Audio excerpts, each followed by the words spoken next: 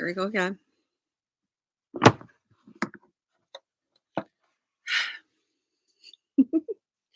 Hi, everybody. I'm back again and still having issues trying to position my Twitch followers. So thank you guys. You guys are wonderful. Do apologize. Um, so yeah, funny story. I lost another chapter. However, I do actually have the chapter. I printed it off because it's really important because it's tomorrow's episode, so it kind of needed to be found. Um, I'm gonna just hop right into it tonight because reasons. Um,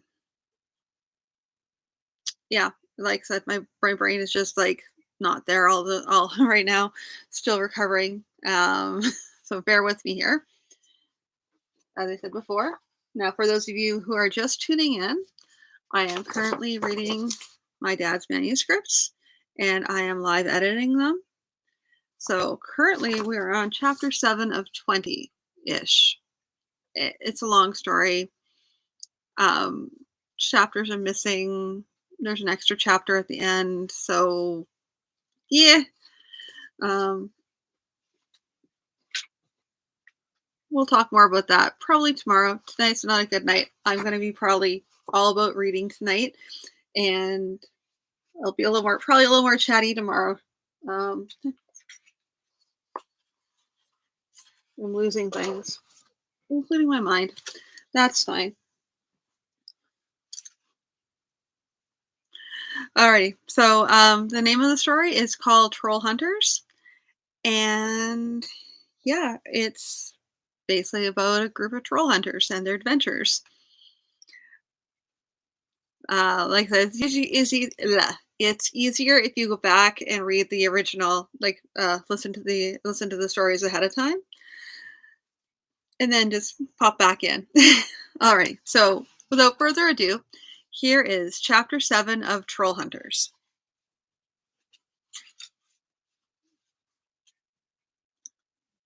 The holy band? Atthug and races and all the sharp stones on the hillsides. Why'd you want to get mixed up with that bunch of fanatics? I wouldn't say we want to get mixed up with them, Helnikor, replied Farian, but we had a brush with them this fall, and we want to know what we're up against. You know most of what goes on among the troll hunters. Who do you know who has had anything to do with them? Helnikor was a short, stout, fair hair, going gray, was short and stout with fair hair, going gray, and a square face.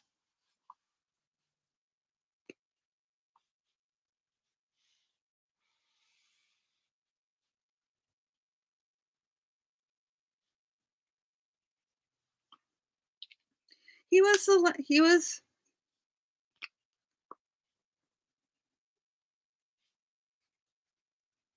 the landlord at the Piping Giant, and his innkeepers go not exceptionally voracious. However, when the when he saw the silver coin in Farian's hand, he became more forthcoming. Fellow you want to talk to is a little tub of lard by the name of Guttismaya. Guttismaya. Guttismaya, some sort of mouth like that. I hear he went treasure hunting up there and came back alive. I also hear that his partners disappeared later on, too, and rumor has it the Holy Band scragged them.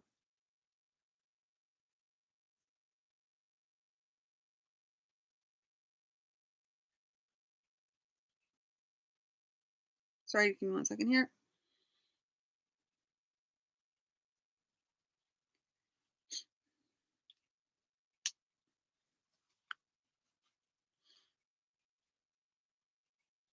And rumor has it the Holy Band scragged them. They say those holy buggers have long memories whenever they think someone's done them wrong. Guttis Mackerel will be able to tell you more about that.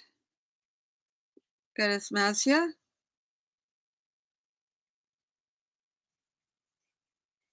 Wait, sorry. Let me just redo the paragraph again. Fellow you want to talk to is a little tub of lard. Name name of Gutsmaya, Gutmakaya, some sort of mouthful like that. I hear he went treasure hunting up there and came back alive. I also hear that a pair of his partners disappeared later on too, and rumor has it the holy band scragged them. They say those holy buggers have long memories whenever they think someone's done them wrong. Guts' mackerel will be able to tell you more about that. Gutsmia? Gutsmazia? Varian corrected. I've heard the name. Not an awful lot of good concerning the name either. Where would I find him? Helnikor looked down at his bar, swiped a more or less clean cloth across an imaginary spot. Now he's going a bit vague on me, he muttered. Varian suppressed a sigh and pushed a couple of coppers onto the bar. Then added a third as the innkeeper continued to stare at them vacantly, as though wondering what those strange things were. The magician put down a fourth, and Helnikor swept them up off the bar into his pouch. He seems to be hiding since the second one of his partners disappeared. Varian continued to stare at Helnikor. Helnikor looked into the wizard's face, then raised a hasty palm. No, just a minute. There's a shopkeeper here by the name of Shintua. Shintua. Gadismazia buys a lot of herbs and such from him. He'd know more than me. Varian spoke in a conversational tone. Helnikor, my good friend, someday you're going to try to pull one last copper out of someone for a tidbit of information, and you're going to end up as a very well-informed toad. Thank you. He turned to the table where his three companions were sipping their ale, waiting for him. Anything? Inquired Callisto. Perhaps. Apparently, Godismazia, a wizard I know, mostly by reputation, has had some doings with the Holy Band, and come out with a whole skin. The next thing to do is find him and convince him to tell his story. From what I know of him, convincing him to tell his story is a matter of beating the price down to merely exorbitant. So, let us going to visit this wizard bee, Pothar broke in. Apparently he's gone into hiding. The Holy Band is rumored to be looking for him, but I have a name of a person who might just know something. Are we ready to go? The shop of Shintua did not look prosperous. One short step up from being a ramshackle hut, it seemed to be staving off collapse only by force of will. Brain. Nor was it immediately apparent whose will supplied that force. A wizened little yellow man sat on. Really?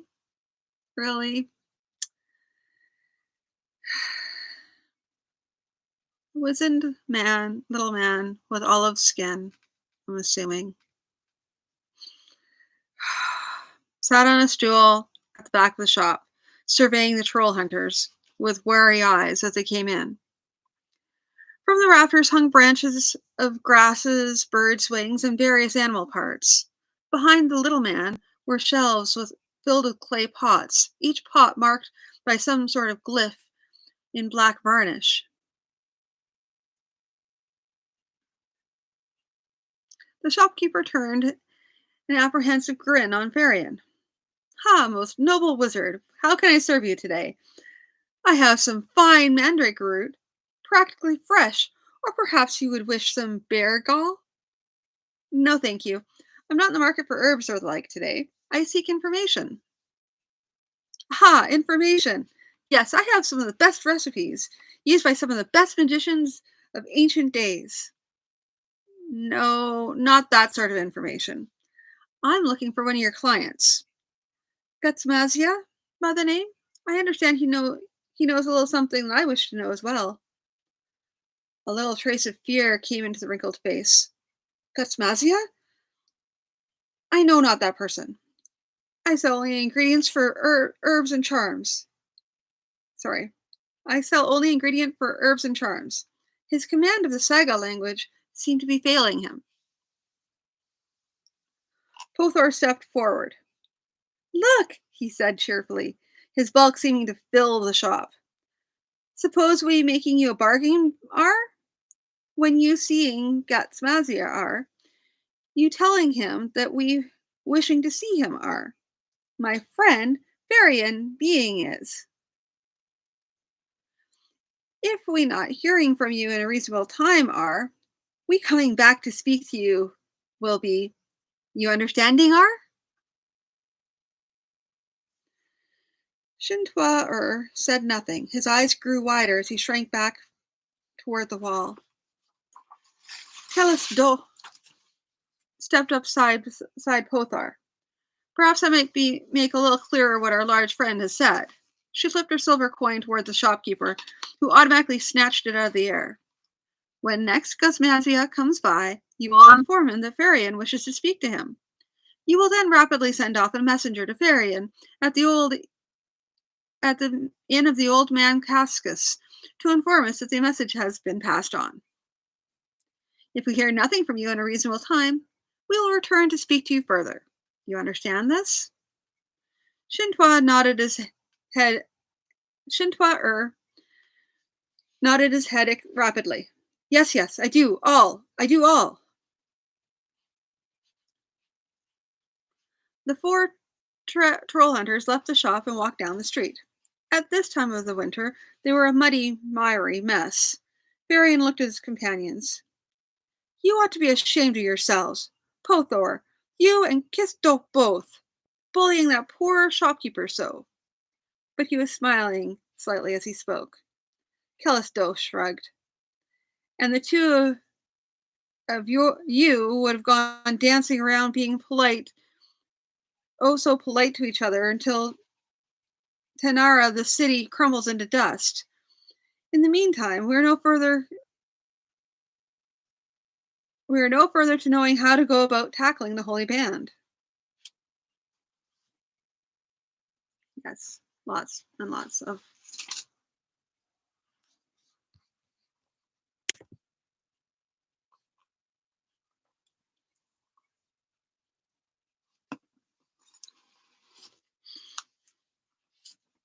It was, Gattersby mused, almost not worth it to have attracted the attention of the King Demodor. Previously, he had merely stood around looking calm and otherworldly. But then there seemed to be an opportunity to rise in the king's favor. From the time he had actually started researching spells, he'd been like a man running like mad to stay ahead of a ravening lion. So this woman has gone back to finish? The king was smiling. Oh, so this what man? Sorry, let me redo this. So this woman has gone back to finish? The king was smiling. The Gattersby knew well that his smile was only building up to a very sarcastic comment. That is the information we have, my lord. I see. And perhaps you have a recommendation for me, such as that I should have my troops storm the city in order to find this woman, with whom you can cast a spell to break down the walls so that we can take the same city without great loss? It was not the king's best, Gattersby considered, but it would certainly do. No, my king, I already have sent agents to find her and bring her back here in secret. I certainly do hope that there will be no more unpleasant surprises in this regard. Perhaps I ought to insist that you find one of the other people, one of those who fit the most of the requirements for your spell, and use them. It is possible, my lord king, but I would certainly prefer to bring this woman back. She is the only one in reasonable range who fulfills all the requirements. It is possible to use someone who meets only the major stipulations, But success is not guaranteed in that case. And I would certainly not wish to look like a fool in front of not only the king's army, but of the citizens of Finnish as well. To have them gaping at me through the whole procedure of casting the spell, only to have nothing at all happen. It would be a great embarrassment, to say the least. The king considered that for a few moments. Very well, then, but consider that you have spent a great deal of my money on this so far, with little to show for it. My patience is not inexhaustible. You are dismissed. As he left the presence of the king, Gatersby thought to himself, and you would also be embarrassed if the spell failed. That fact has gained me a little time.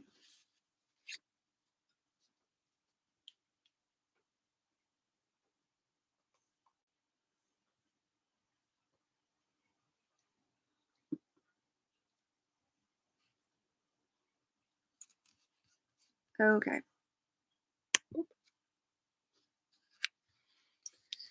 Greenwich was not the worst town in the world for a pair of mercenaries to spend the winter, particularly if one of them had a reputation and some acquaintances in the right places. Camitran and Dajura, Darij, Darijua, were working as a warehouse guards for Frotherluck, a local merchant. Once again, Camitran's reputation and contacts had made a difference. Frotherluck had been willing to hire Camitran's unknown companion on his assurance it was worthwhile. The money was not terribly good, but it allowed them to eke out the balance of what they had earned as caravan guards, staying at inns which were not of the highest rank, nor of the lowest either. Midwinter feast was some weeks past, and they were off shift, wandering the streets and talking about various things. You know, of course, that I will have to be out of the city as well by summer. My father trades through here regularly, and if he asks around, he will find out about me. Camitran nodded. I had realized that, but it's still too early to be worrying about those things. We want to think matters over, decide where would be the best place to go, and so on. She had already decided that she liked Camitran.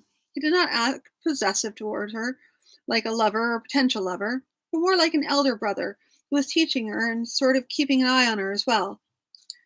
For a long while, she had some difficulty getting used to the fact that every man was not necessarily interested in hauling her into bed. But now she no longer flinched if Camitran put a hand on her shoulder, accepting it as a simple comradely gesture. In fact, now that she thought about it, he had been quite careful about approaching her and touching her ever since she had told him her story. Her musing was broken as Camitran cleared his throat softly and unobtrusively loosened his sword in the scabbard. Heads up, he muttered, barely loud enough for her to hear. Something's about to happen.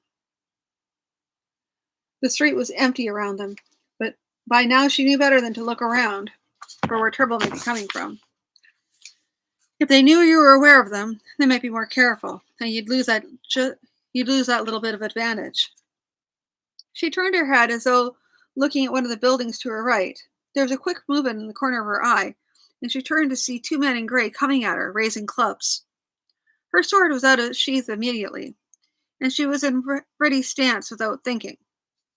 One club came down at her head. She caught it over her head with her blade, parried it around and down, then slashed inward at his ribs. The man fell. She turned her attention to the other attacker. He made a quick feint. She beat it aside and flicked out a quick cut. He jumped back with a nicked arm. He feinted twice more, from a safer distance, then turned around and fled.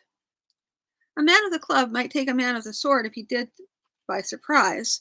Other than that, if the swordsman were any swordsman at all, the man with the club would be better off to try another day.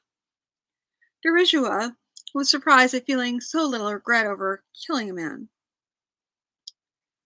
He attacked me. He took his chances. The bigger surprise was that her weapon training had held up.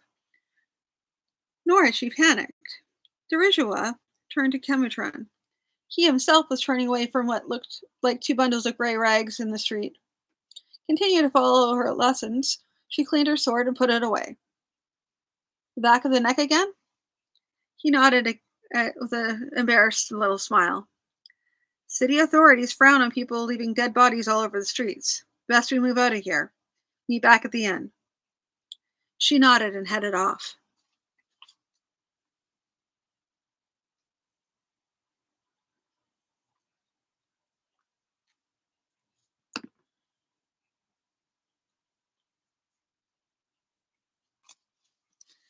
But there have been no witnesses, and the clubmen were not the sort to run to the watch with their problems. She got back to the inn without difficulty. Camatrin looked up.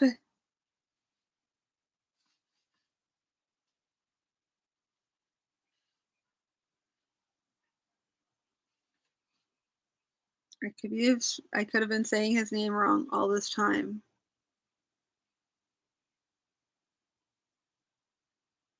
Carnutron? It's Carnutron, I think. I'm gonna have to see it in a different font, but I think I'm mispronouncing his name. It's just because of the way the letters are lining up. I think it's Carnutron.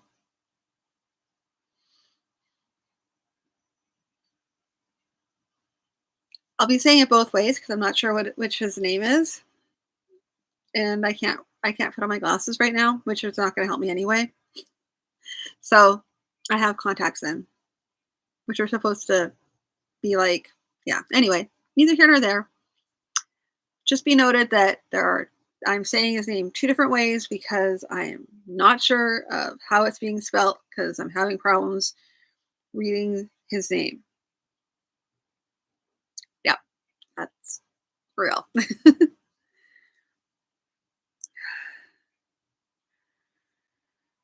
Kimitrin looked up as she sat down. Well, who's after you now? I could see your father sending orders for someone up here to find and take you, but then they'd have to hold you for a month or two until the caravans can move again. What about your prospective husband? Maybe he's decided to claim you? She shook her head. I doubt that. The rumor was going around that I'd run away rather than marry him, so he passed word that it wasn't like that. He'd rejected me. If he sends people out to get me, no matter how hard they try to keep it a secret, word would get out, and he'd end up looking twice as foolish. So it wasn't your father, and it wasn't your ex bridegroom. Who was it then?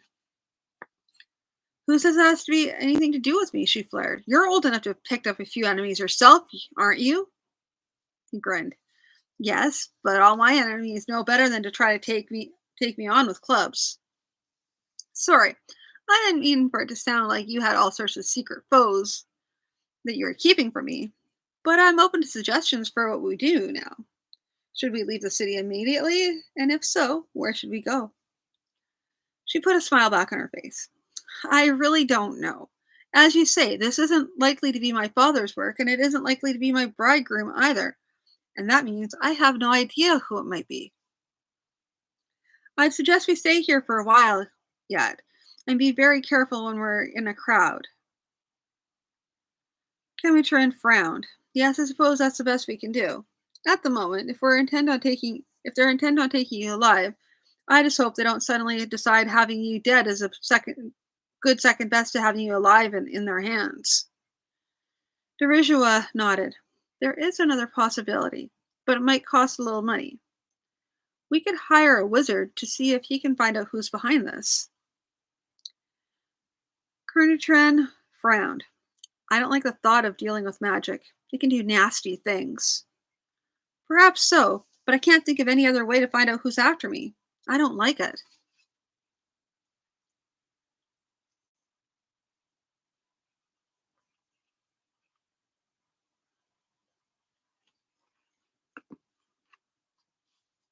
Varian and the Trollhunters returned to Shintua shop 2 weeks later.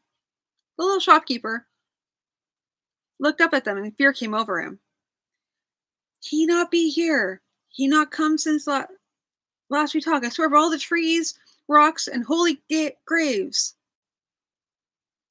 Why, in that case, you have no reason to fear us, responded the magician calmly. Both were. stepped forth smiling. Not seeing him you have been? Even for a moment? Not, replied the magician. Oh, sorry, replied Shinta Twa. His eyes on the shopkeeper, the big warrior asked, Varian, you needing to use a truth spell, are? I hardly think so, Pothor. I had already cast a few minor charms before we came, and I'm certain that our friend here is being entirely truthful. And I'm certain he will continue to be so, will you not? He addressed his last sentence to the shopkeeper, who could only bob his head vigorously. There is no other way you could track down this gut guttis gut guttisma guttimasia? Asked Callisto as they stepped back out on the street. There are a few tricks I could use, but I prefer not to attract too much attention if I can avoid it. How long will you give this fellow? Muttered Beckel. 2 weeks more, and after that I shall have to do something else. 8 days later, one of the ubiquitous small boys of the city came running in. He wore ragged clothing and his hair was a tousled brown mop. His brown eyes measured the troll hunters as he approached the table. When he spoke, it was to Varian. You be the wizard Varian? I am. Old Chantois said you'd pay me 3 coppers for bringing you a message. More likely, he said I'd give you 1 copper. The magician dug in his wallet and flipped a coin at the urchin, who caught it with the expertise of long practice. Maybe the news is worth 2 coppers? And maybe it's worth me taking a rod to you and recovering the copper I've already given you. The boy grinned. There were no hard feelings. You tried for every bit of coin you get. He says the fellow you're looking for has come back and he's passed the message. Very good. The wizard tossed the boy a chunk of bread. The boy smiled a thanks and was gone out the door. Now we waiting some more, Bee?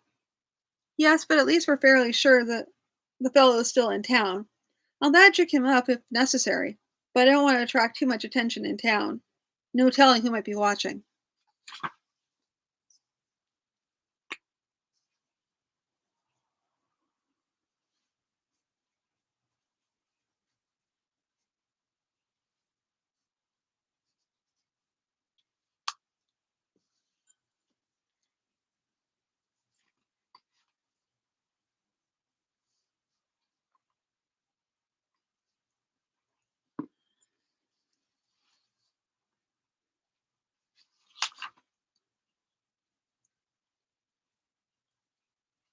Wow.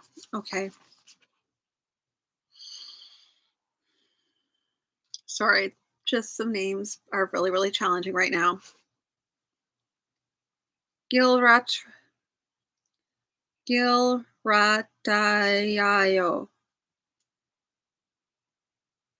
hmm Trust me. It's something like that.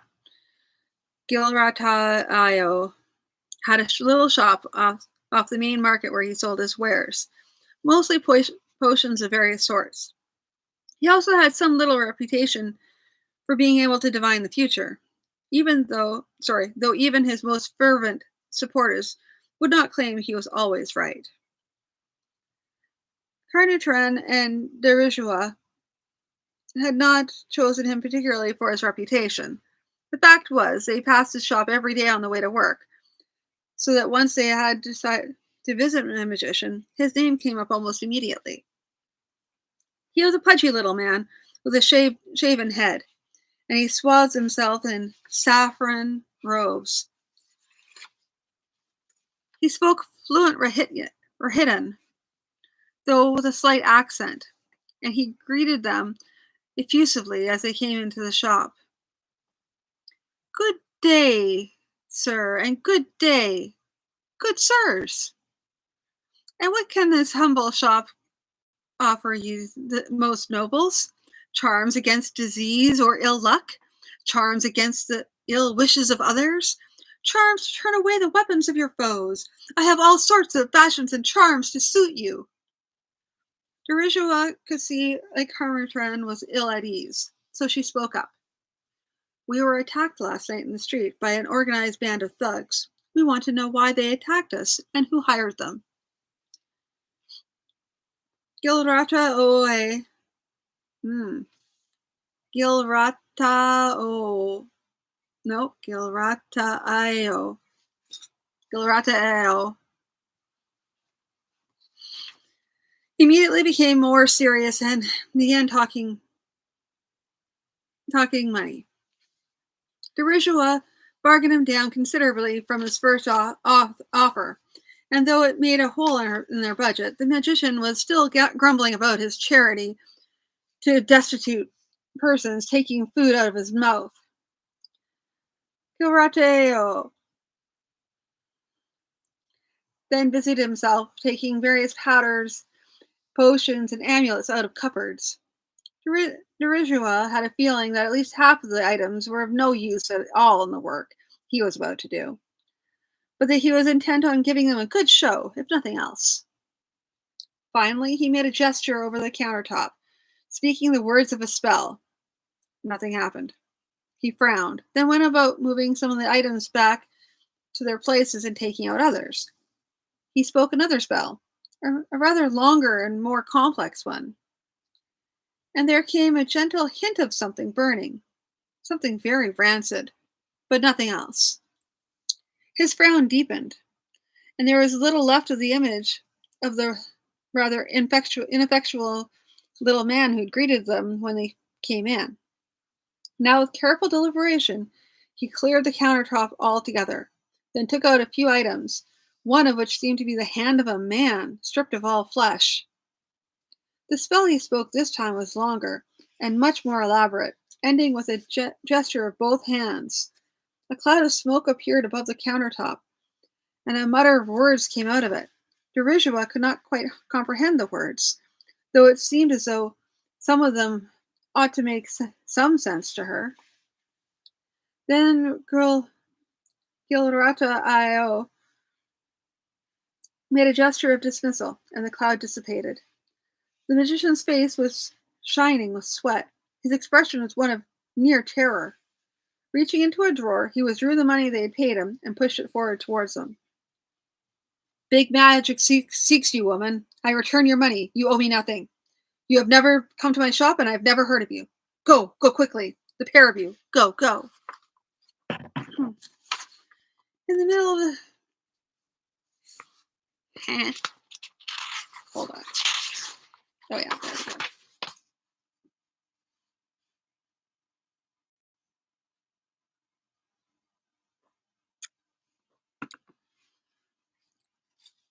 In the middle of the second week, after the urchin had come to let them know that Getmazia had visited the shop of Shintua another boy came to the inn of the old man Cascas and approached the Trollhunters. He was dark-skinned and wore a grim expression. He spoke directly to Farion. You'd be the magician Farion, then? And if I am? I have a message for you, then, from another who'd prefer not to have his name spoken too much or too loudly. But he says it concerns certain folk of the uplands. Farion reached into his pouch and tossed the boy a copper. The message? I think it's a message worth more than a copper. I think it's a message not risking too much for, the boy scowled. He said that if you're willing, I'm to lead you to him.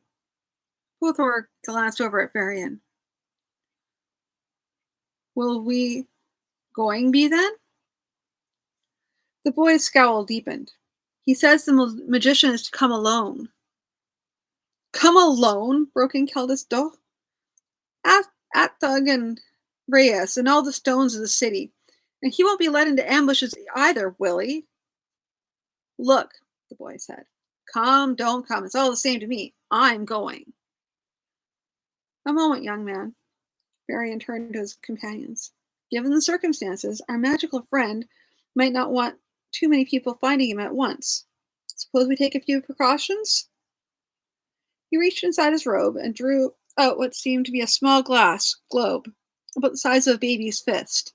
He set it on the table, then placed his hands on it and muttered a few quick words. When he removed his hands, the globe was glowing a dull green. Keep watching this. So long as it's green, all is well with me. If it turns red, then there is trouble. You'll be able to track me with it face since the face that points in my direction will be the reddest. It can be as red as it likes, protested Beckel. How can we be sure that we can get you in time? You can't, of course. Varian rose. There's some risk in everything, and you must admit that I'm not entirely helpless. Varian knew that Gutmazia was a was as plump was as a plump little wizard, always smiling. He was still smiling, though the smile was a little strained, and he was still plump, though not so plump as he had been. After the usual greetings and gossip were gotten out of the way, Varian brought up the subject of the subject of his visit. They say, he began carefully, that you've had dealings with the Holy Band and came away whole. Is that true? Perhaps if he threw the matter in casually, Gutmazia might give him the information free, without realizing what he was looking for. No such luck, he thought to himself, as he saw the slight shift of expression on Gutmazia's face. And why would you want to know about that? Inquired Gutmazia. Varian waved a hand idly. Oh, you know how it is. We had a near brush with them ourselves this fall, and I realized I hardly knew anything about them for sure, other than the usual kinds of tales. The fat wizard chuckled. Oh, I know very much how it is. I know that you lost an apprentice to them, and being the soft-hearted sort that you are, you just won't let the matter be. But you have to try to rescue him. But I'm not soft-hearted, and the story of my adventures is going to cost you some money. Is it indeed? I may be soft-hearted, but I'm not a complete fool. Keep in mind that that if your price is too high, I will regretfully pass up the bargain and look to make my way in and out, my own way in and out. Gutmazia laughed out loud at that. Will you indeed? And be eaten alive for your pains too. No, my prices will not be too high, considering what I'm offering. Shall we say 2 gold crowns? For information I have no way of assessing, and have only your word that is important? Shall we say 2 silvers? I would not open my mouth to spit for 2 silvers. I may accept 1 gold and 2 silvers. Varian looked around ostentatiously. I rejoice to be in the forefront of the great crowds who are bidding against me for your information. Suppose I say 1 gold? 1 gold then, but I will see your money first. The money changed hands. The plump little wizard began his story. You recall Hajotois and Sindomar? Well, the 3 of us got to thinking that the Holy Band, hiding out in the uplands as they do, they must be keeping something of value there. Well, I learned to spell, never mind where, which seemed as if it ought to be able to hide us from their magic. Their magic's all passive, you know, just things to find intruders and warn the band to let them know someone was there. So I picked up 3 other likely lads. I figured I could hold the spell to hide that many without straining myself for the time it took us to get in and back out again. And off we went. He paused to take a sip of wine. I put a spell on us just before we reached the boundary markers. Not that I could detect any spells, you understand, just general caution. We went in as carefully as we could, trying hard not to leave any sort of trail. I thought about spells to confuse the trail, but I knew I was likely to be needing my magic. I wouldn't want to be worn out when it happened. One of our lads good at trails and tracks, and he helped us to hide any signs of our passage. It was easier than you'd think. They depend heavily on their magical defenses, and those are powerful. Make no mistake. But if you've got a way to defeat those, then all you've got to do is get past their patrols, and the patrols go on the regular routes, though they do stagger the timing. So whenever we'd have to cross one of the patrol routes, we'd make sure we didn't leave any sign of it. Even so, somehow or other they caught wind of us because we knew we were being followed when we neared their main town. We didn't have time to do a lot of planning, so at night we slipped into their main temple. He paused for another sip of wine. Can you believe it?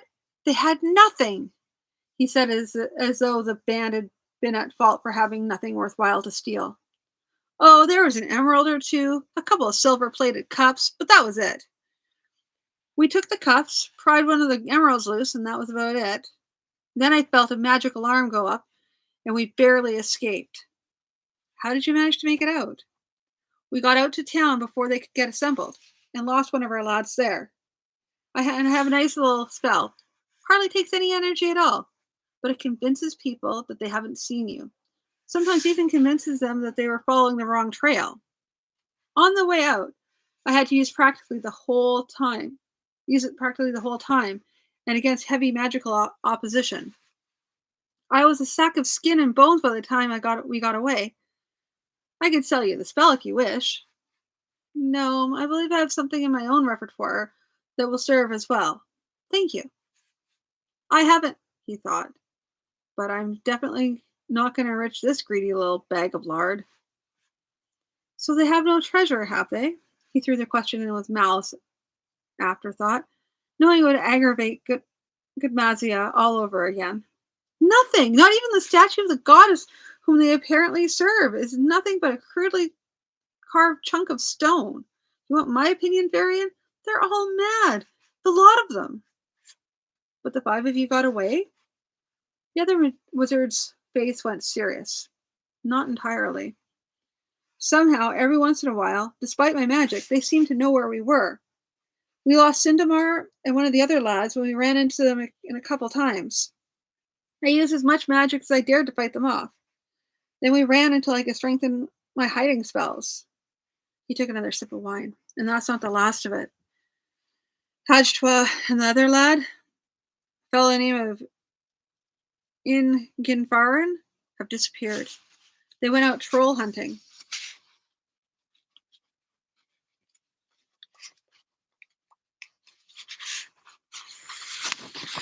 They went out troll hunting last summer in 2 different bands and just didn't come back.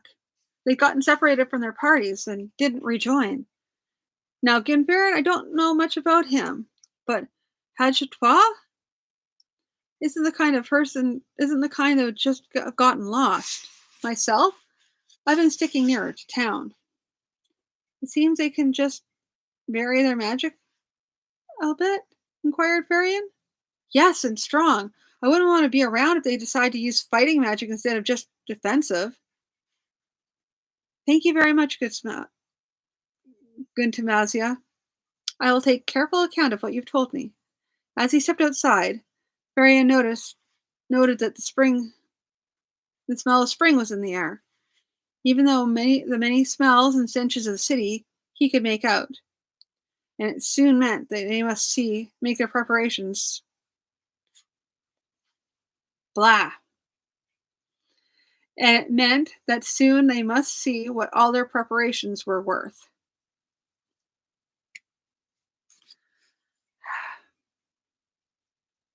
Ooh, interesting.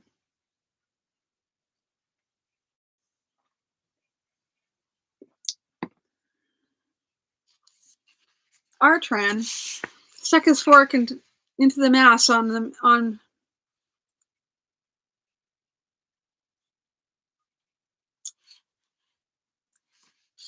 Okay, hold on.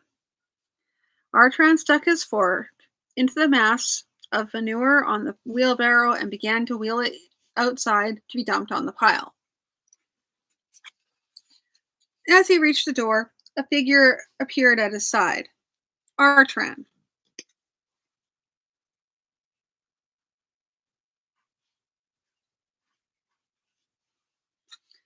The voice held sufficient arrogance and self assurance that Artran knew at once that it was not one of his fellow slaves.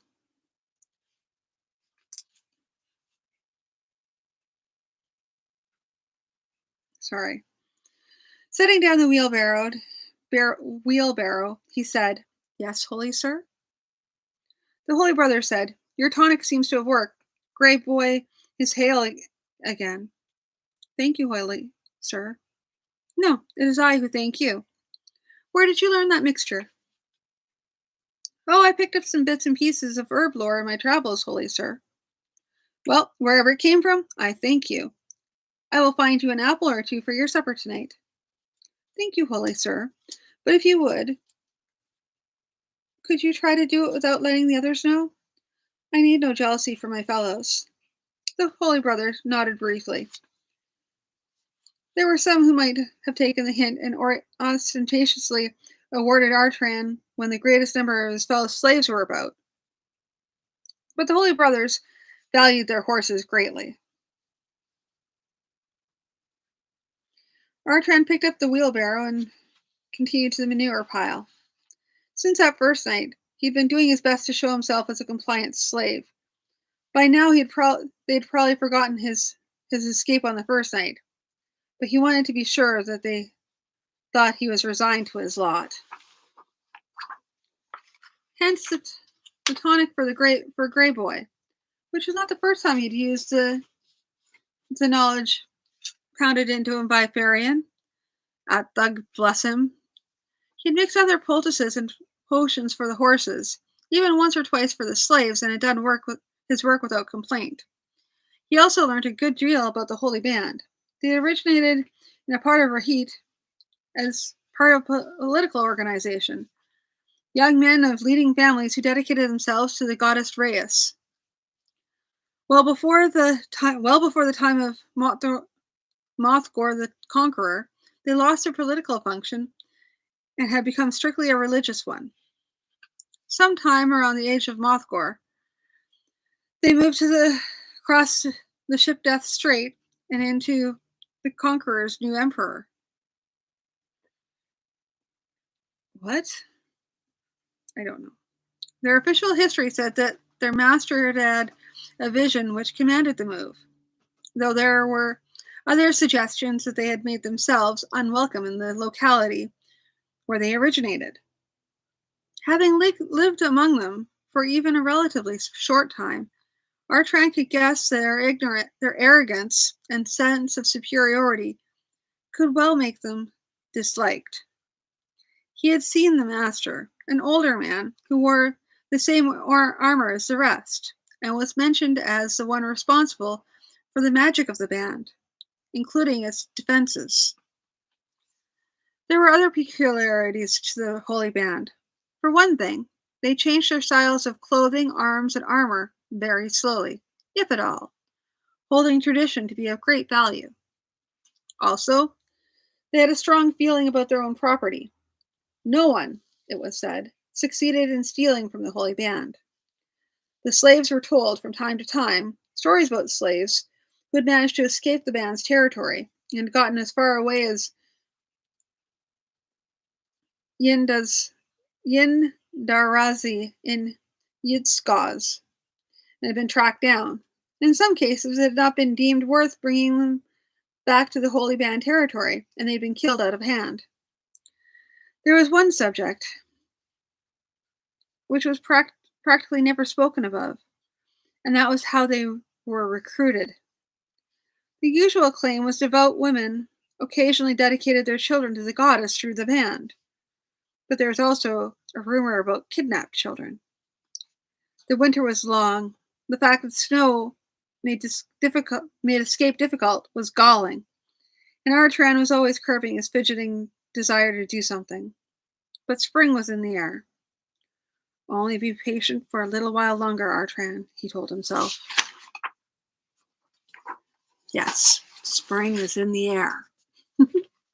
Anyway, that's all for tonight. Thank you all for tuning in. Like I said, less chatty tonight. And thank you for putting up with my errors and Carnitran, Chemitran. I'll double check before I read tomorrow night. So, um, but I will talk to you all again soon. And I'll see you tomorrow night with chapter 8. Good night.